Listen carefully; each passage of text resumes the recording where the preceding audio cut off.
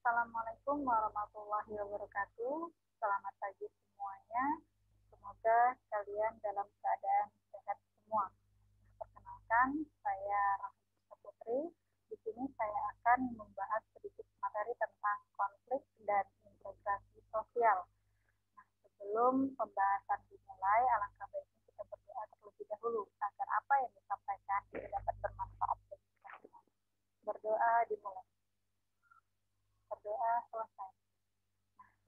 Setelah kita mulai, hari ini kita akan membahas tentang konflik dan integrasi sosial. Nah, poin pertama di sini yang akan saya bahas itu tentang konflik. Oke. Nah, KD-nya itu 3.2 yaitu menganalisis pengaruh interaksi sosial dalam ruang yang berbeda terhadap kehidupan sosial dan budaya serta pengembangan kehidupan kebangsaan.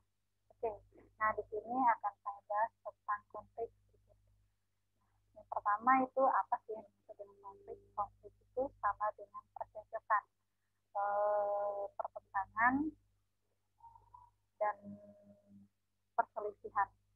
Oke, di sini dalam Kamus Besar Bahasa Indonesia, konflik adalah percekcokan, perselisihan, atau pertentangan, di mana konflik juga dapat diartikan sebagai suatu proses sosial antara dua orang atau lebih yang berusaha menyingkirkan pihak lain dengan cara menghancurkan.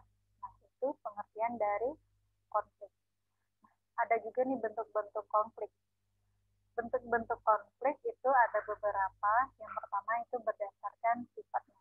Berdasarkan sifatnya ini itu terbagi menjadi dua, yaitu konflik destruktif dan konflik konstruktif. Nah, konflik destruktif ini adalah muncul karena adanya perasaan tidak tenang. Berarti perasaan tidak tenang sama orang lain, nah itu disebut dengan destruktif. Yang kedua itu konflik konstruktif. Nah, konflik ini itu muncul karena adanya perbedaan pendapat.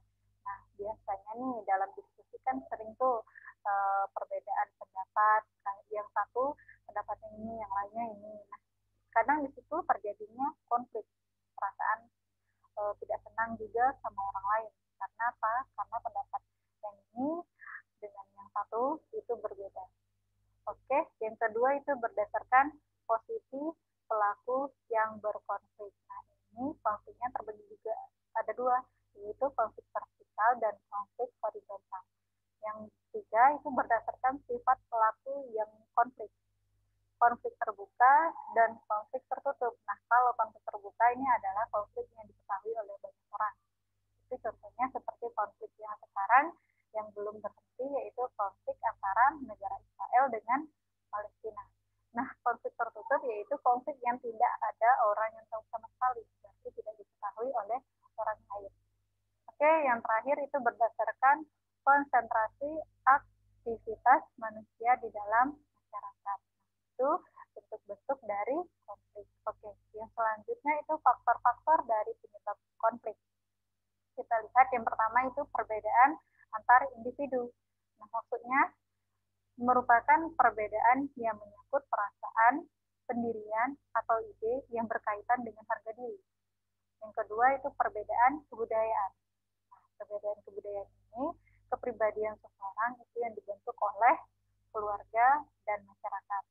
Yang ketiga perbedaan kepentingan. Nah, perbedaan kepentingan ini yaitu setiap kelompok atau individu mereka memiliki kepentingan yang berbeda sehingga kepentingan itu dapat menimbulkan konflik. Yang ketiga itu perbedaan sosial. Nah, perbedaan sosial ini contohnya seperti kaum muda. Kaum muda ini ingin merubah pola perilaku tradisi masyarakat. Sedangkan kaum yang tua, dia ingin mempertahankan tradisi dari nenek moyangnya. Nah, itu bisa terjadinya konflik. Itu faktor-faktor penyebab dari konflik. Nah, yang selanjutnya, situasi-situasi pemicu dari konflik. Yang pertama itu konflik dengan orang tua. Yang kedua, konflik dengan anak-anak sendiri. Yang ketiga, konflik dengan sanak saudara. Dan yang keempat, konflik dengan orang lain. Masih banyak lagi ya, konflik dengan suami atau istri, dan masih banyak yang lainnya. Nah, dampak dari konflik ini ada dampak segi positif dan ada juga dampak dari segi negatifnya. Oke, salah satu dari dampak segi positif yaitu konflik dari segi positif itu dapat menjelaskan aspek-aspek kehidupan yang belum jelas atau masih belum tuntas, maaf, belum tuntas sehingga dari konflik ini kita bisa mengetahui gimana sih kehidupan yang belum tuntas atau yang belum jelas ini sehingga dapat diperjelaskan. Nah, ini dampak dari negatifnya.